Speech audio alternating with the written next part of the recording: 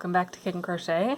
Super excited to bring you our next square. This is the February square, so for this project you're going to need 2 colors of worsted weight yarn, or whatever size yarn you want, and whatever hook works for that. So I have worsted weight yarn and a size H crochet hook, and you will also need 2 stitch markers.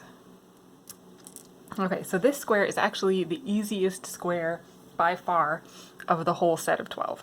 If you missed last month, this was the January square. You can get this free on the blog, or there's a video for this one. The February square will also be free on the blog. You can get the link in the description. So I'm actually not going to show you the entire square for this video, and you'll see why I don't have to do that. So let's get started. First of all, I'm going to use yellow here where I had blue in the previous square. So for my blanket that I'm making, I'm going to make 2 squares for each month, and one's going to have blue and one's going to have yellow. So here's my blue square, and I'm going to make my yellow one. I'm going to start with a magic ring. Let me lower my camera here. Okay, so I'm going to start with a magic ring with my center color, whatever color is going to be the center of your square. And we will do first chain 7. Now this chain 7 counts as a double crochet and a chain 4. So 3, 4, 5, 6, 7. I'm going to tighten my ring up a little bit just because I think it's easier to work that way. Alright, I'm going to do another double crochet in my magic ring. Now this beginning setup part is exactly the same for every square. You're always going to need to make this thing out of your main color. So now I'm going to do a chain 1 and then another double crochet in the same space and a chain 4. Now another double crochet. So here I'm just setting up my corners and my sides. Oops, and chain 1 and another double crochet. Each chain 4 is a corner, and each chain 1 is a side. So now I need another corner, so I need a chain 4 and double crochet in the magic ring. Chain 1, double crochet, and chain 4, and double crochet. Now I've got 4 corners. I need a chain 1, and I'll tighten this up a little bit. I need to join to my starting chain, which is the 3rd chain from my magic ring. It's the top of my double crochet, I mean not the top of my chain. So this is the chain 4 for the corner, that was the chain 3 for the double crochet. So I'm just joining with a slip stitch. Then I'll do a chain 4 and place a stitch marker. You can tighten that middle of your ring all the way up. Okay, then set that aside just for a second and grab your other color. So the setup for this other color, we're going to tie a slip knot. And we'll start with a chain 8.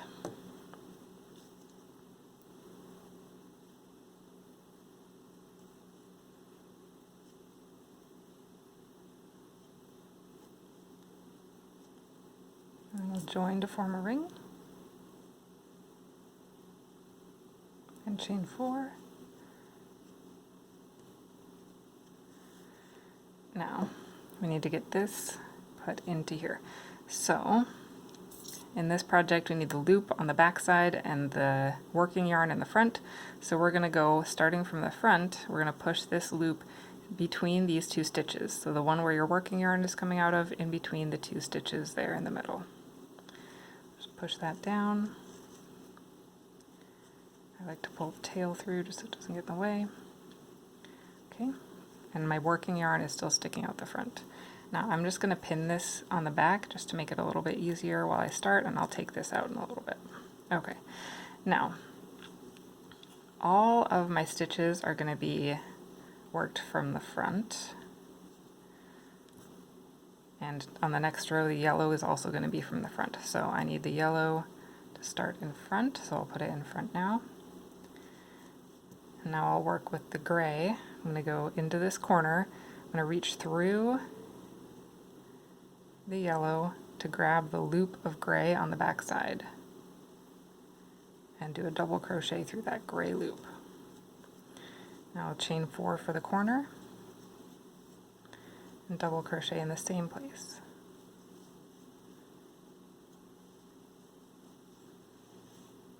I'll chain 1. The next one, I'm going to reach in between these 2 double crochets of yellow, and again I'm going to work into that gray ring. This is why it's helpful to pin it in place, because otherwise it'll get pulled by the other stitches. So double crochet through the gray ring, chain 1, and now I'm ready for my next corner. Again, I'm going to go through this yellow corner, reach through and get the gray ring on the back side, and do a double crochet in the gray ring. Chain 4, and now I'm actually going to take this extra stitch marker off so that I've got a little more movement of my ring. I'm going to double crochet in the same place to finish the corner.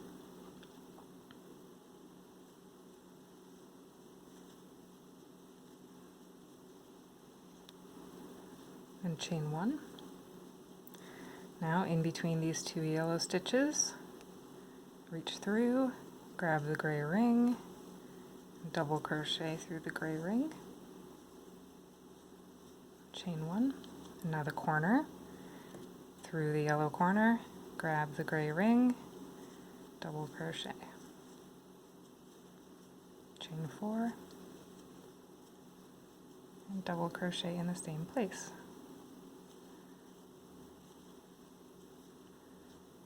And chain 1.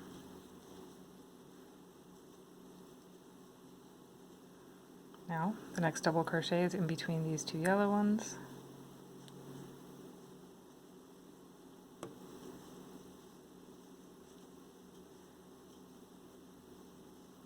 And chain 1, and now into the last corner, double crochet around the gray ring, chain 4, and double crochet in the same place.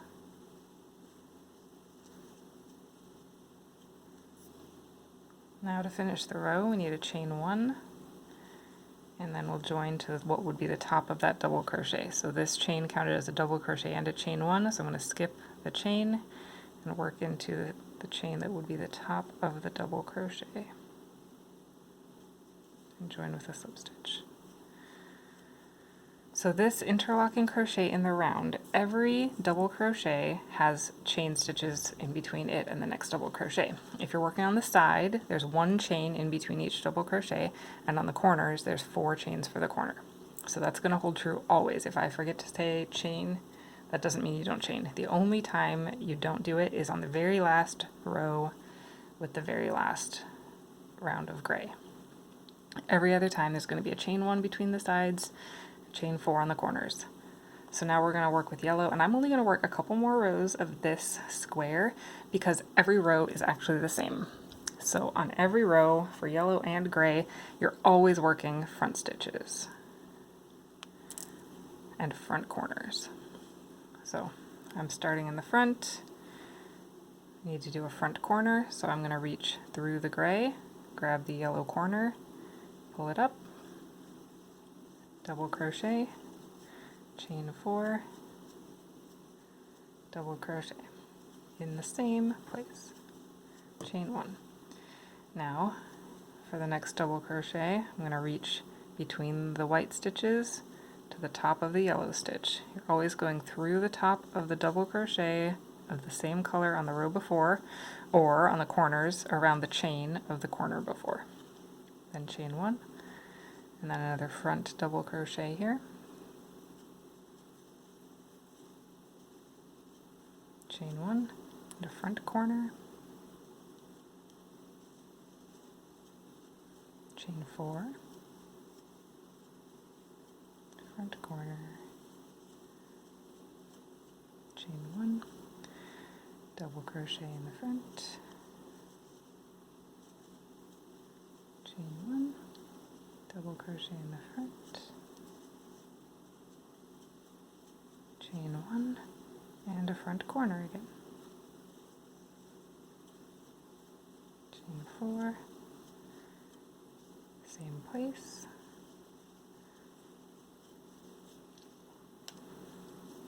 chain 1, front double crochet here,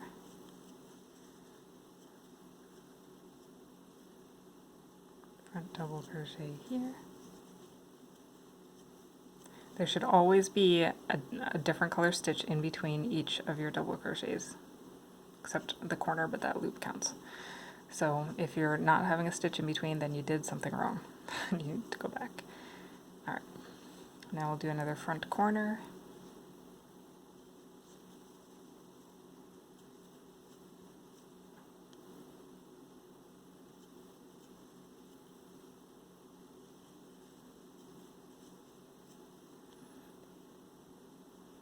Chain 1 and a double crochet in the front here. Now the gray needs to be in the front for the next row because on this square every row is always from the front. And chain 1 and join to the top of our double crochet, so we'll skip a chain and join to the top here with a slip stitch. Chain 4 and place a stitch marker. So now it's time for our gray row. The next round, yellow needs to start in front, so we'll place it in front. Get gray back on our hook. And hopefully you're getting the pattern by now that it's always just in front. So all of these stitches, again, are going to be in front and always in the same color below. So front double crochet here. Chain 1. Front corner, reach through, grab your gray loop, chain 4 and double crochet in the same place, then chain 1, double crochet in the next stitch, again always working from the front for this square. So this is I guess kind of a principle for working interlocking in the round. If you do front stitches, you're going to make vertical lines, and if you make back stitches, you're going to make horizontal lines. And so one of the kind of fun things about this square is that you get a totally different pattern on the back, and I'll show you in a minute. Because you might think, oh, I'm just doing vertical lines, I'm just doing everything the same, so it's just going to look the same on the front and the back, but it will not. So I'm still just working my way around front stitches, front corners, always having the chains in between.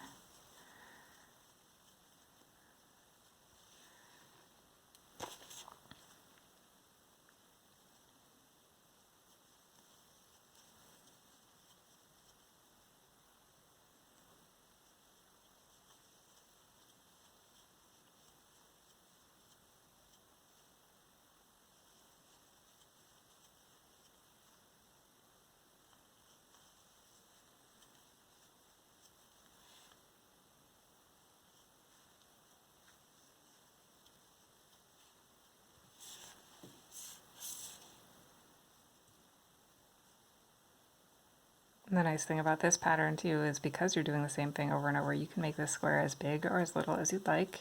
You could just keep going until it's baby blanket sized or what have you. So that's kind of fun.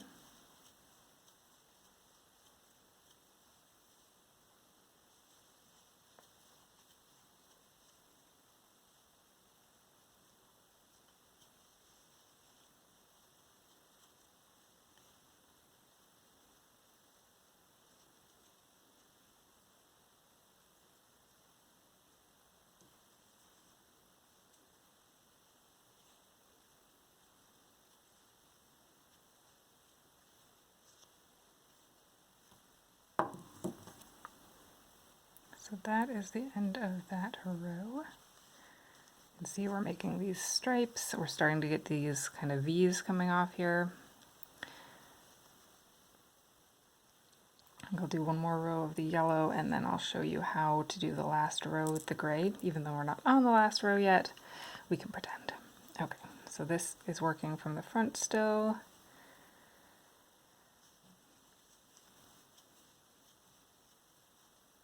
And a front corner reaching through.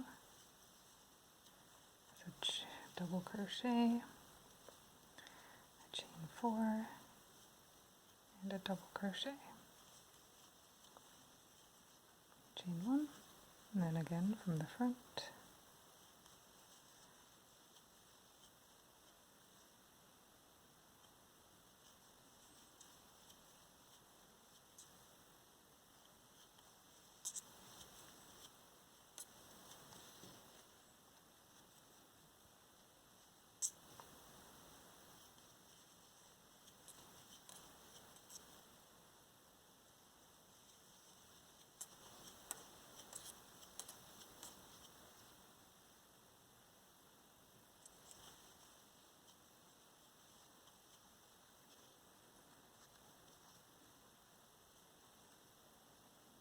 Probably should have started with this one in January because it's so easy relatively, so it's nice for beginners to this technique because you don't have to worry about doing the back stitches, which I find usually a little bit trickier than the fronts, just because that's easier if you're looking at what you're doing.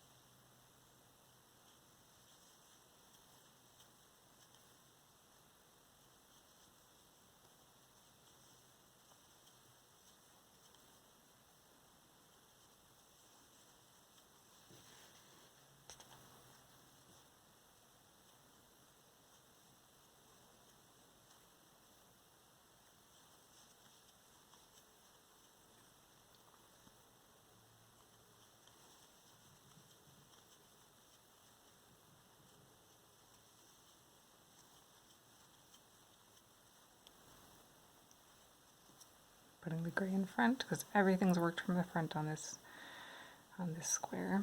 And we'll join to our starting chain. Maybe I'll join to the starting chain. And then let's pretend.